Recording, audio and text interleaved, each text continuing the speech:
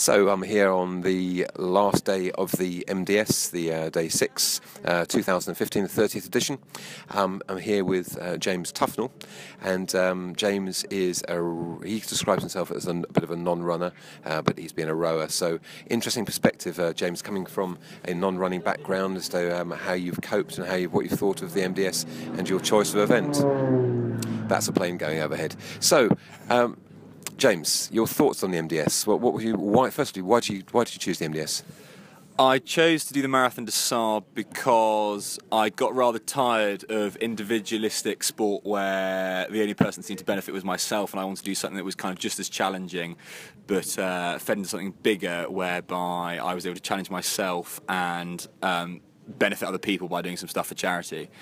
So I ran this event for MenCap, and it was just toughest foot race on the planet. I thought, well, what finer way to spend a year after, and also a little bit of a break from my previous background in competitive rowing.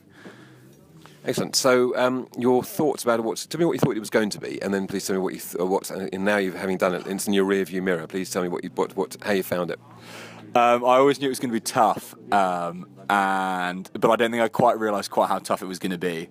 With each bit of information I got about the event, and the more I read into it, the harder and harder it seemed to look. But it's all perfectly manageable. The thing that's really interesting about this race is that people come here from all different backgrounds, all shapes and sizes, and it's much more diverse than I thought it possibly would be.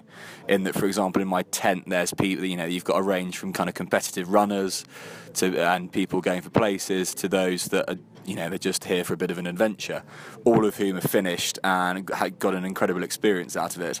So I guess the diversity was something I wasn't quite expecting. And I think the challenge and the fact that there's such a massive community feel around the whole event, I wasn't expecting. I was expecting it to be a bit more kind of me slonging it out by myself, but I didn't quite expect to be brought on by so many different people and have so many different and interesting conversations along the way. Okay, and so highs and lows of the event, please. First of all, for your high, what's what you're going to take away from this as a high? Oh, my high. I'd say there were so many incredibly interesting conversations and people I've met along the way, which were obviously highs in themselves. But I guess probably the biggest high in terms of the race was climbing the monumentally large Jibo on day 2 and getting to the top of that and really feeling I'd achieved something on that.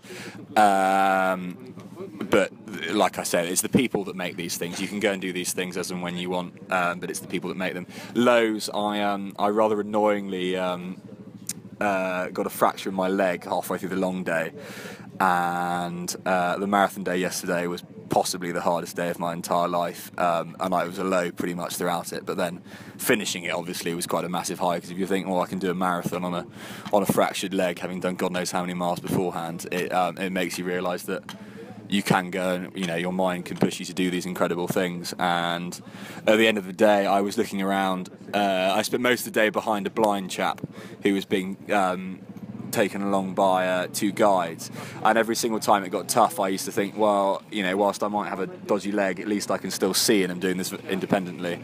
And if I'm in no position to complain when there's someone there that can't even see where he's going or where the finish is. So massively eye-opening on that respective, and puts everything into perspective, really.